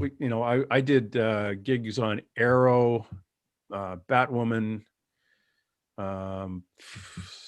Supergirl. There's all those goofy little, I shouldn't say goofy, all those like comic book related things that were going on here. Yeah, and there's enough TV going on here to keep people actually gamefully employed and throw in a few feature films now and then. But yeah, when that shut down, that was a lot of people, crap. If it wasn't for the government kicking in $2,000 a month or whatever it was, people. Then I found out that I could have qualified for the 2,000 a month because I made over $5,000 last year doing it. And they said, and my kid said, "You qualify for that 2,000 a month?" And I said, I'm good. I get paid every month anyway, and let somebody else have that money who actually needs it. Yeah, it would be nice to have, but it just put me in a tax bracket I don't want to be in right now. Right. That's right. Crazy. That's right. But it's good that you're back. And yes, I mean everything is shut down right now, film wise here. You're not shooting anywhere? No, the governor shut it down again at the beginning of the year. So yeah, I think the last I heard is maybe after the 13th, maybe they could go back, but I'm not sure. But most productions were not having issues because they were following total COVID protocols anyway. Yeah. The things that they were citing were incidents that were just minor on maybe a few productions, not the big productions or things of that nature. So yeah. But we just wait and see how it goes. Yeah, I really don't know. Yeah, we'll see. I know I was following a story out of California. There was a lady who owned a restaurant, and she had a little covered up area outside where people could go, and they got shut down. And then a production set up across in the parking lot, and they had craft services. That's right. Right across from her.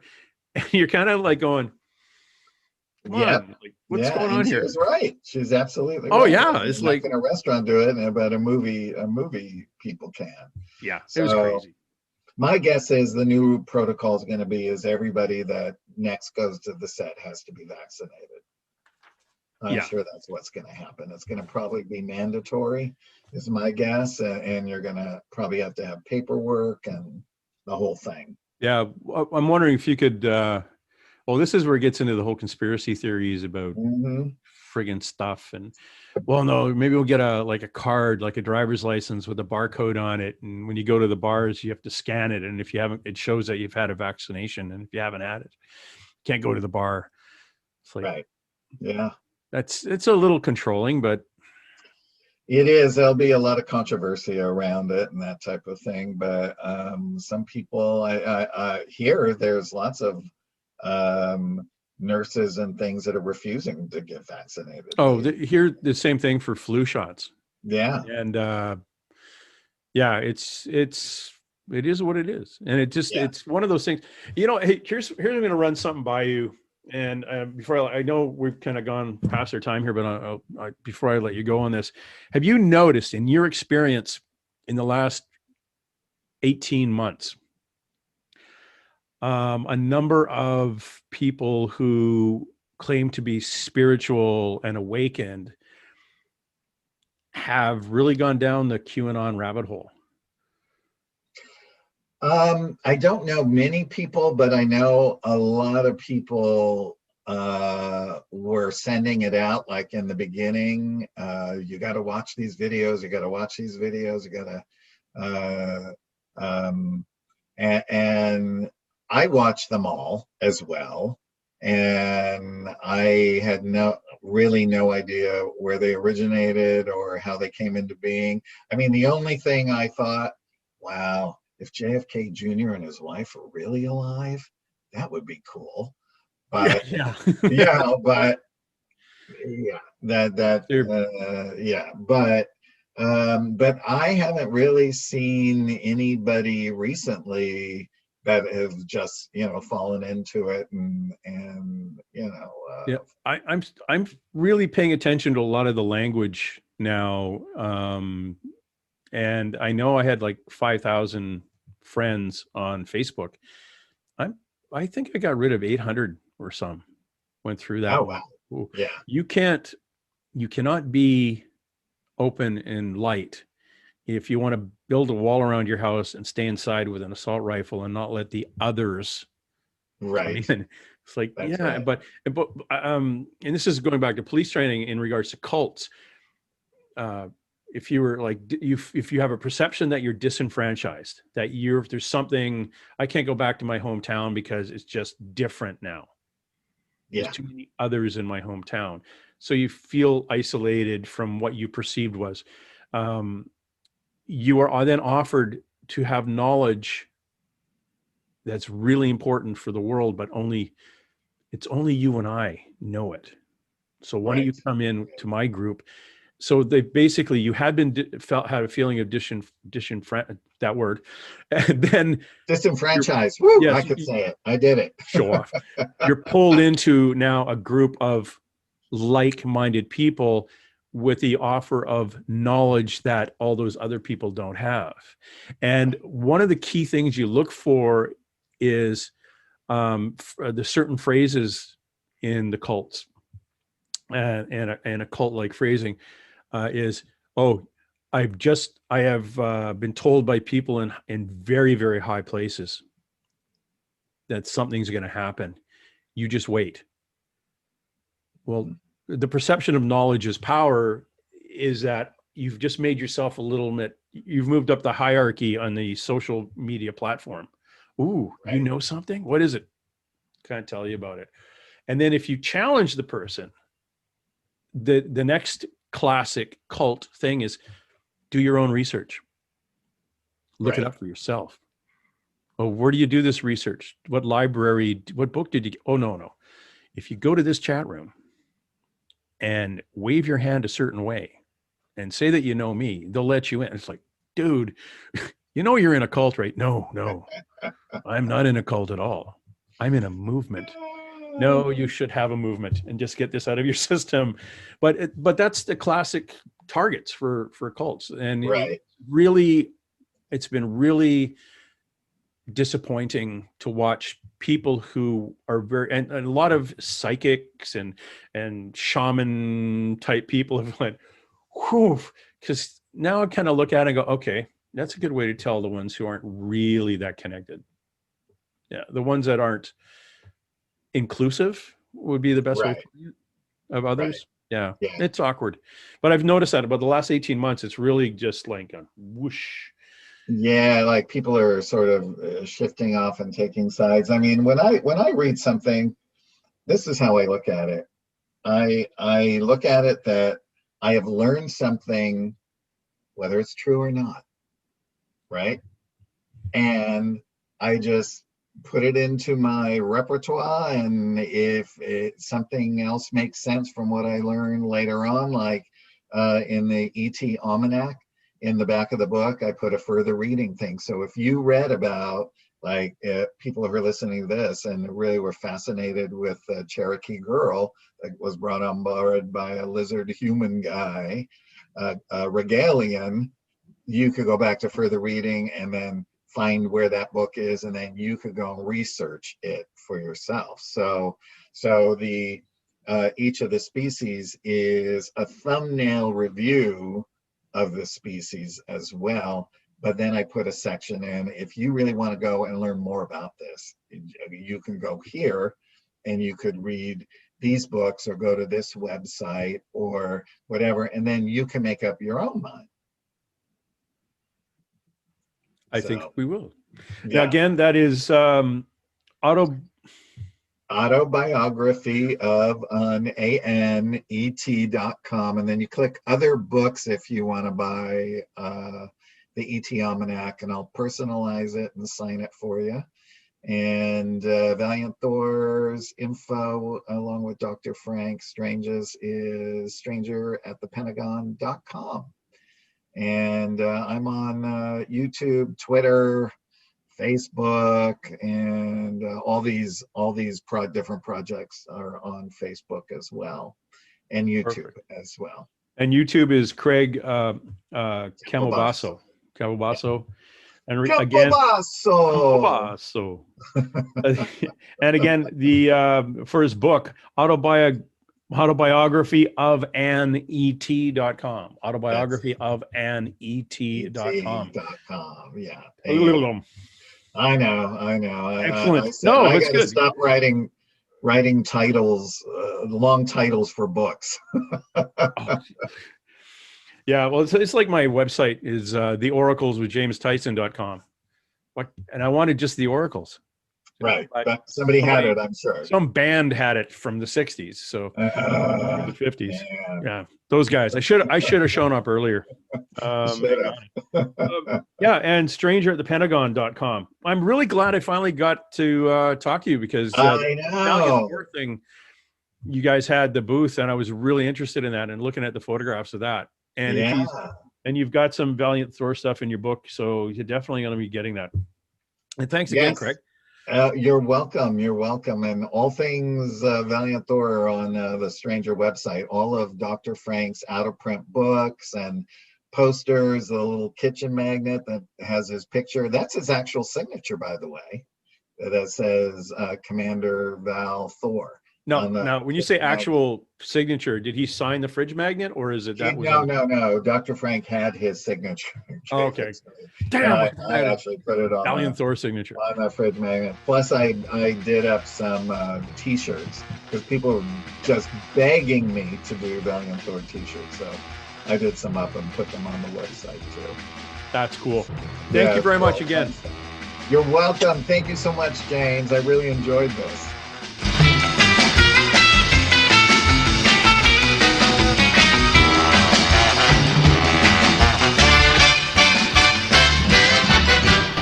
That's it, let's roll. Hey, let's be careful.